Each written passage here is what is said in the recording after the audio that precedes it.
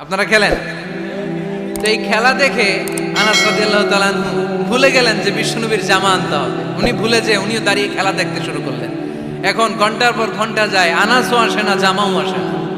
বিশ্বনবী ভাবলেন, হায় রে, আনাস মনে হয় ভুলে গিয়েছে, কি আর করা যাই, নিজের জামা নিজেই নিয়ে আসি। বিশ্বনবী বের হলেন জামা আনতে। বের হয়েই দেখে মদিনার গলিতে বাচ্চারা খেলতেছে, ওইদিকে আনাস রাদিয়াল্লাহু আনহু দাঁড়ান। বিষ্ণু ইসলাম কিছু বললেন না, যে উনিও আনাস রাদিয়াল্লাহু তাআলা আনহুর পাশে দাঁড়িয়ে খেলা দেখতে আরম্ভ করলেন। সুবহানাল্লাহ পড়বেন না? সাইয়েদানা আনাস খেলা দেখতে হঠাৎ বিশ্বনবীর দিকে চোখ পড়ে গেছে।